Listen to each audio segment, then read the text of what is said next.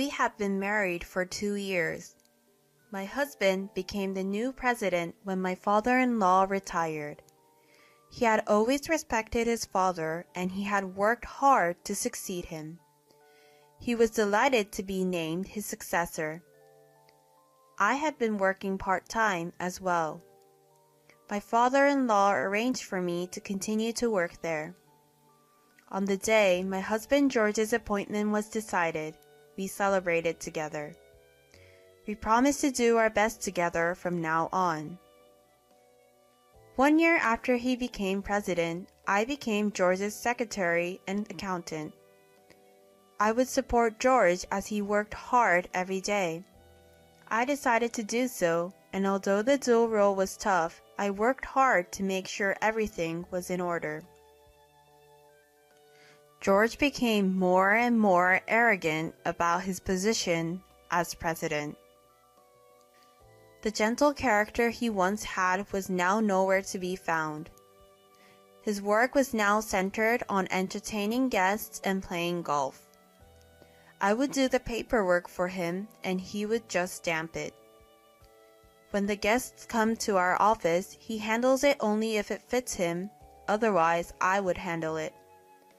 Sometimes he would lie and say he wasn't available.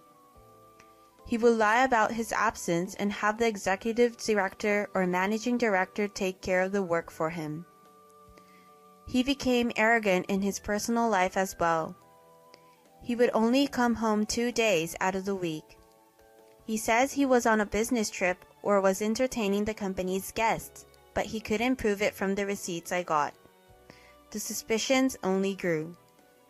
George, who had a reputation as such a loving husband, no longer smiled at me, but gave me condescending looks and cold stares.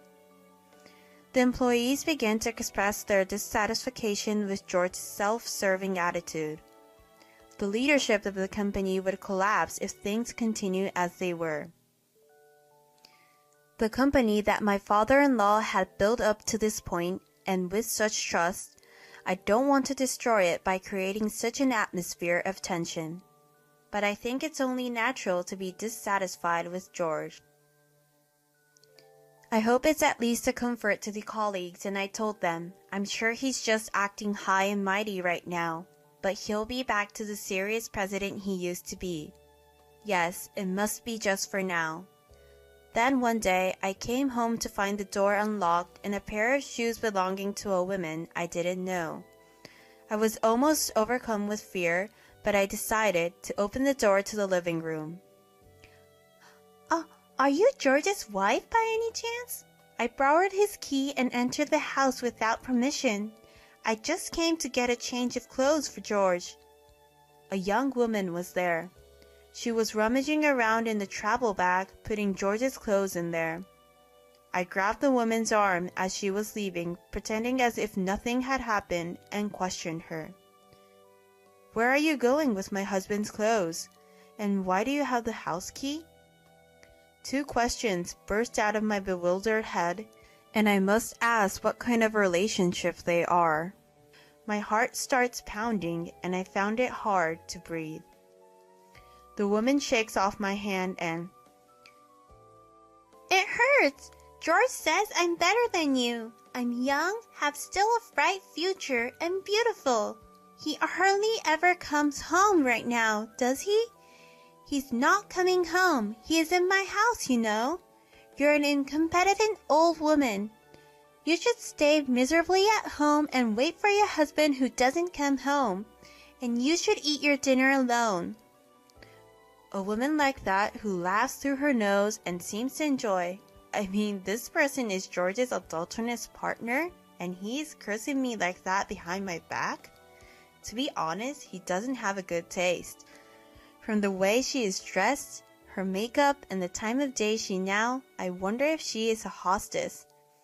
I don't mean to disparage anyone who works at night entertainment, but from her attitude and the way she talks, because I can see that she is not well educated. If she works at night, she is not cut out for it. People who work hard in that world have class. Above all, they have common sense. And yet, what the hell? The woman in front of me?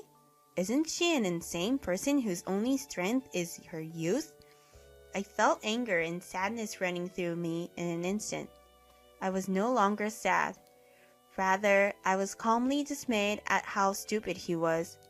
The woman was gone before I knew it. She told me I wasn't even young, but George was 35 and I was 25. I don't know what he's talking about when he got a wife 10 years younger than him. At any rate, with that woman I just met. I didn't want to see her again, so I started cleaning up the house. After the vacation break, I came to work carrying a large bag of stuff. The employees were surprised to see me and approached me. I only thanked them for their kindness and went straight into the president's office. "Hey, you're late." The clock struck 10. George was irritated with me being an hour late. You also got here, didn't you?" I almost said so, but I could see that he was going to yell at me. I didn't say anything and put my big baggage on the couch. "What's that?" "Your luggage was in the house. I sent the big stuff to your parents' house, and I figured if you weren't coming back, I should act like that. I already canceled the lease." George was not happy about the sudden cancellation of his lease, but I asked him to be quiet because we are in the office. To be honest, I thought we could support each other forever, so I'm sad to see you go, but since you became president, you have changed too much. I've decided to leave that house where I have so many memories, in the hope that he'll return to his true George. I hope that you realize how foolish you are now, even if only a little. I would like to go back to being a couple again someday. That is what I thought. And yet, instead of thinking about it, George even started to bring that woman to the office with him. I lied to his employees that she was a business partner. She comes in and out 3 times a week. Each time I went to serve her tea and I had to bow to her, which was extremely unpleasant. I thought her clothes and makeup were too over for a business partner. I began to hear rumors that she might be a boss's mistress. Rumors began to circulate like that. As his wife, my position in the company was getting more unpleasant. Finally, I was called into the president's office and he introduced me to that mistress as his girlfriend.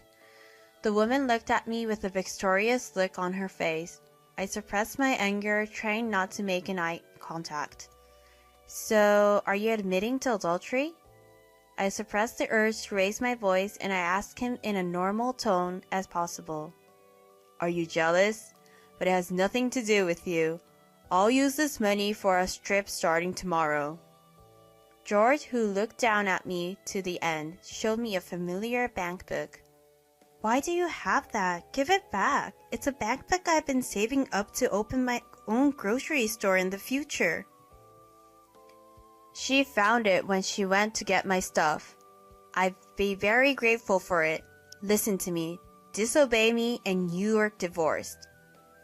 What you're doing is stealing. You can't just go into someone's house and steal their bank book. I glared at the woman. Then my husband smacked me on the cheek with his already filled-in divorce papers. "Why don't you say something, huh?" I had run out of patience. I snatched the divorce paper from his hand. I filled it out on the spot and handed it back to him. I guess he didn't expect me to agree to a divorce. George looked at me with a pout. Instead, the woman took the divorce papers from my hand, and at the moment, I took the bank book back from him. "This is the money for my future that I worked so hard for. If you want a divorce, I'd be glad to, but what you did is a crime. I will never forgive you." When I get angry, George starts yelling at me. "You know, you will get fired from your job here too. Well, you are just a former part-timer. She can do the same job better than you can. I do not care if you leave." I'm not bothered by George making fun of me because I'm a part-timer. I was completely fed up with him and walked out of the president's office. It's so crazy, but George went on a trip the next day and didn't come to work. While he was gone, I completed my resignation and left the company. Then I headed to my father-in-law's new company. My father-in-law had been fond of my work since my part-time days. He had suggested not to work at George's company, but with him. I had turned down the offer because I wanted to support George. However, when I discussed this matter with him along with the divorce report, he asked me to come work for him again. "Welcome to the office." My father-in-law, who greeted me kindly, gladly hired me, and he even made me a full-time employee. I was able to regain my fulfilling life in a comfortable working environment. My father-in-law's leadership of his employees and his caring attitude toward his employees were all things I had come to know and respect about him. I think of all the employees who were still working at George's company. I feel a little sorry when I think of them. Then one day, George came to our office. He looked like a different person, emaciated and gaunt. George's father sends him to the president's office and begins to talk to him. "I was wrong about everything. Please come back to my company, please." George, who wants me to come back by hanging on to me, and then my father-in-law pulls him off of me. "Are you feeling grateful for the wife you've given up now? And even if you realize how capable she is as an employee, it's too late. Come in." And then my father-in-law called out to the people who came in. They were the managers of George's company. They will be working here from today. "Huh?" George's face pales at the statement, and he stuffs it in his face, asking why. "I heard all about it, how you were pushing your work to your subordinates, that you didn't earn their trust, and that you were doing whatever you wanted at the company's expense. And the fact that even though Lena prosecuted about the bank book, but no one took it up, that's because you covered it up with the money.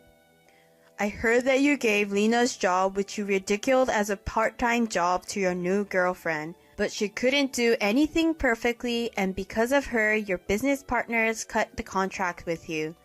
I know you are in a dangerous situation right now, but I don't plan to help you, and I don't want to waste the career of my valued employees. These people came here on their own volition. Your current incompetent secretary filled her resignation. You let the servants' process end up in the palm of your hand. There's nothing you can do about it. You should be ashamed of the stupidity of your past actions." He must have thought that his father would help him, George standing there in the middle of the unexpected turn of events. I feel sorry for him, but as my father-in-law said, he deserved it, so it can't be helped.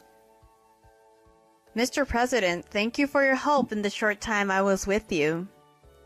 They are the people who had climbed to management positions. No matter how useless the top management is, they treat him with courtesy until the end. Seeing such former subordinates, George, who is reluctant to leave, will he reflect himself this time? A few months later, George's company went bankrupt. George has no place to go, and the woman he was with at the time has left him. He is now living a part-time life. With the help of his father-in-law, I succeeded in suing that woman again for theft. After that, I was able to get the money from her, who identified herself as Brown. I was able to receive it without incident. She is now looking for a new partner to take advantage of again, and she was sued by other women too. So she intends to have a partner pay her, but she has no one to pay them. She was fired from the hostess club where she worked. She was so desperate for money that she went into theft, and she was successfully arrested. She is now living her second life behind bars. And what happened to me since then? "Lena, I have a new business venture, a revolving grocery store. I'd like to put you in charge of it. Do you want to try it?" "Yes, I would like to. Please let me try." 3 months ago, I transferred to a new business, a company of my father-in-law. It is a new business venture, and I was given the responsibility to manage the first store. That will be a general merchandise store that aims to expand nationwide. A dream that unexpectedly came true. From opening the store to attracting customers, it wasn't easy. But I am grateful to my friends who supported me and to my father-in-law who expects a lot from me. Above all, I was able to do my best for what I love. Welcome to the store! I'm now able to stand proudly in front of the store as a store manager. I can do what I always wanted to do. My dream of owning a store has come true. I am now running through my days intending to expand nationwide. I can say that I am a happy person now. Make my future brighter. I will continue to face any difficulties that may come my way.